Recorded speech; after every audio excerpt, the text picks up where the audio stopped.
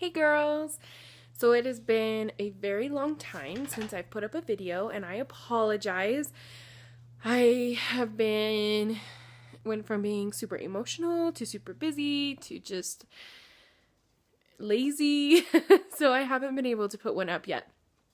So last video I put up, I talked about how the pills that I took to take my miscarriage didn't really work. I didn't really bleed, nothing really passed. There was just like one little piece of tissue that passed, and they didn't think that was anything. So I was going in for my D&C. So I went in for my D&C, and I was prepared to just go under, get everything cleared out, and just have like some closure, some like good closure. We went there, my mother-in-law met us there, and she did an ultrasound before.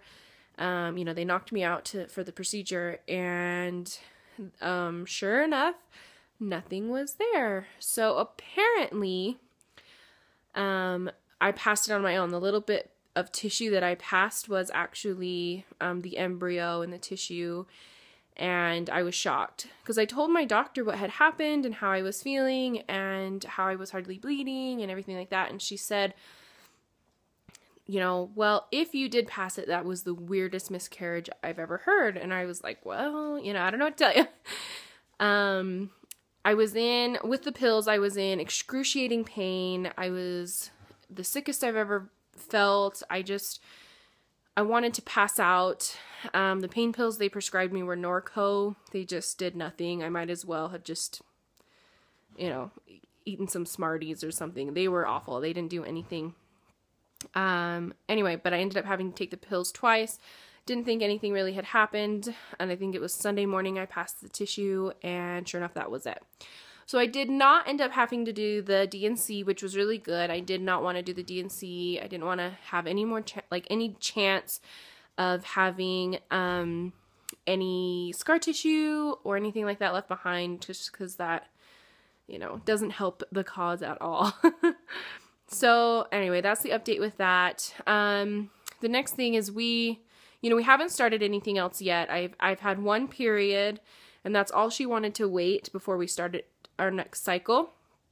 Or that was the shortest amount of time she wanted to wait before we started our next cycle. So we haven't started any hormones or injections or any medications at all yet.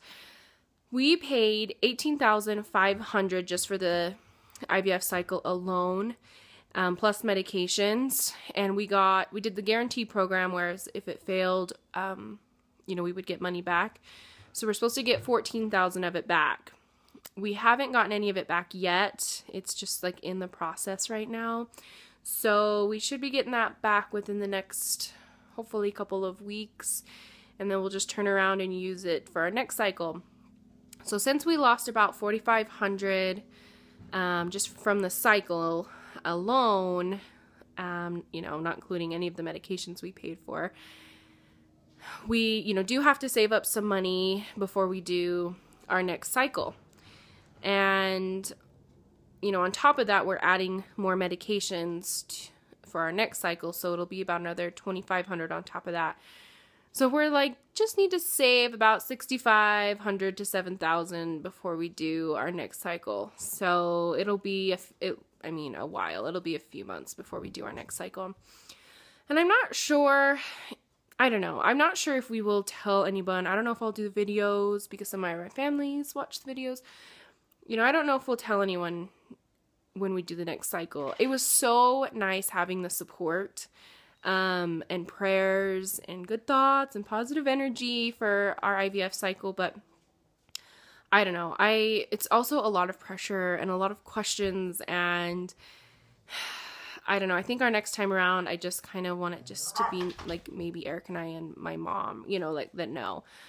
I don't know. It was like I said, it was so nice having everyone's support, and we did have a lot of support, but I also think it was kind of draining for other people, like our family members. I don't know if they felt pressured to ask. I don't know if it was hard on them. Well, and I know it was hard on them because it's up and down the whole time. Like, well, this was good, but this was bad. Well, this was good. Well, this was bad. And I know it's draining. It's hard on them.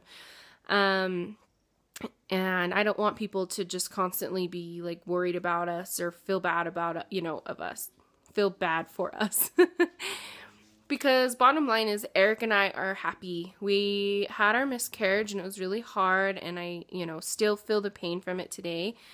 But on the other hand, like, we have had the Lord's help every step of the way, and he's done nothing but comfort us and strengthen us. And I mean, we are really happy. I mean, Eric and I are closer than we've ever been. And, every day we try to make each other laugh and we try to make each other happy. And I can't have my life evolve around, like, trying to start a family.